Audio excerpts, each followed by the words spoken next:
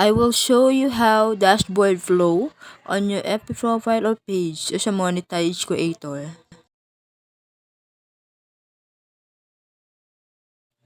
Una, pumunta ka lang sa timeline mo. Then, click mo lang yung dashboard. Ayan ang insight ng yung dashboard. Nasa level 1 pa lang ako. And I have to unlock those one na hindi pa nabubuksan. Kailangan ma-reach ko yung level 1. Meron yung level 2. Sa achievement, ito pa lang yung meron ako sa Reels. Yan. Meron akong 10-week streak and real streak na isa. Sa one-time achievement ko, meron akong kulang yung remix. I need to unlock that one.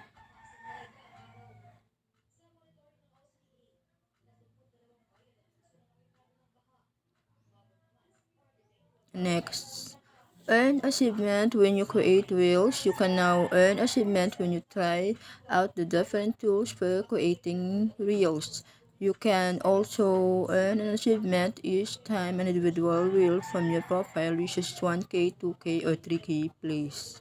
Dapat yung mga reels ko aabot daw ng 1K to 3K na views para ma-unlock ko ang achievement na kulang ako.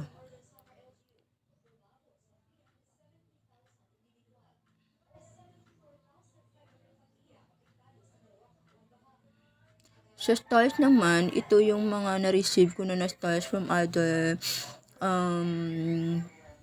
digital creators na nag-support sa mga reels ko. Thank you talaga sa kanila.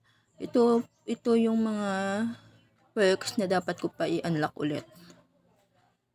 Kasi once na na-unlock mo yan yung i-click mo lang yung claim para may makuha ka ding reward. Ayan, yung mga na-claim ko last time. Lately, late ko na siya talaga nalaman na may ganito pa pala. So, dali-dali ko siyang kinilaim. So, don't forget that mga digital creators, yung perks nyo, always check na ganun. You have to claim yung mga na-receive nyo sa ibang digital creators.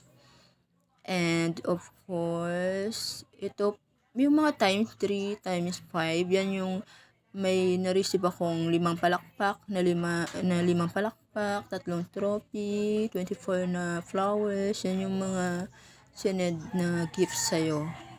Mga stars yan, may bayad yan. Sana may natutunan kayo. Please sa mga active followers ko at mga new followers, please still supporting my FB profile, Ana Carissa Diquilla Dolor. At yung page ko na Ana Kyrel Online Business kasi monetize na rin siya. Kung wala kayong stars na maibibigay, you can watch and share several times my reels and may reward din ako sa mga top fans ko. Sa mga kapwa ko na digital creators sa Facebook, make sure na wala tayong nilabag na rules and regulations ni Meta para di po tayo ma-demonetize. Salamat!